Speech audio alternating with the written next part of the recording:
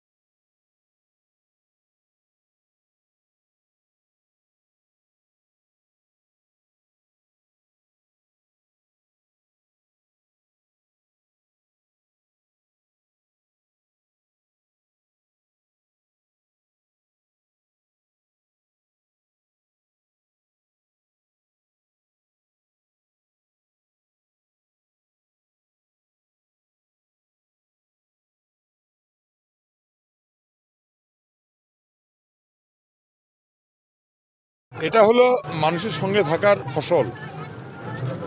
এই চন্দ্রডাঙ্গা প্রচুর মন্দির আছে, মানুষজন খুব ভালো, মূলত কৃষিজীবী মানুষের বাস। তো আমি এখানে নিশি যাপন করেছি, এখানে পটলদের বাড়িতে খেয়েছি, এখানে বাপিদের বাড়িতে এসেছি, এখানে আমাদের লালটু শ্বশুর বাড়িতে এই জল খেতে ঢুকলাম। আমার তো মানুষের সঙ্গে নিত্য যোগাযোগ আছে, তাই মানুষ খুশি হয়ে আমাকে আমন্ত্রণ জানিয়েছেন, আমাকে স্বাগত জানিয়েছেন। আমি চন্দ্রডাঙ্গা মানুষের কাছে কৃতজ্ঞ।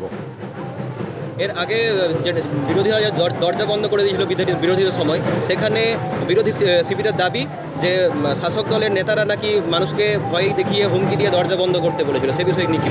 দেখুন, ভয় দেখিয়ে বা ধমকে গোটা গ্রামকে তো আর করা যায় না। মানুষ বীতশ্রদ্ধ। উনি যখন বিধায়ক ছিলেন তখন মানুষের জন্য কোনো কাজ করেনি, মানুষের সঙ্গে খারাপ ব্যবহার করেছেন। তার ফল তো তাকে ভোগ করতেই হবে। গ্রামের মানুষের উপর দোষ চাপিয়ে কোনো লাভ নেই। গ্রামের মানুষ সহজ সরল মানুষ, যাকে ভালোবাসে তাকে জীবন দিয়ে ভালোবাসে, আর যাকে ঘেন্না করে তার জন্য দরজা লাগিয়ে দেয়।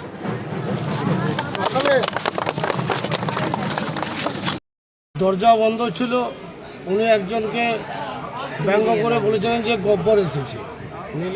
আসল গব্বর যেদিন ঢুকেছিল সেদিন দরজা বন্ধ ছিল। আজকে আপনারা সাংবাদিক, আপনারা চন্দ্রডাঙ্গা গ্রামে এসেছে, আর বিরু ঘুষা হ্যাঁ পুরা দরজা খুল গিয়া, ফুল बस रहा है।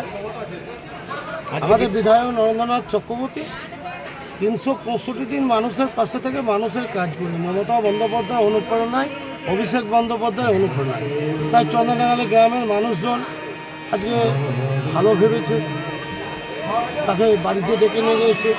কেউ জল খয়েছে, কেউ মিষ্টি খয়েছে। যেহেতু মিষ্টি টক, তাই দাদা সন্তোষী মায়ের পুজোর দিনে খায়নি।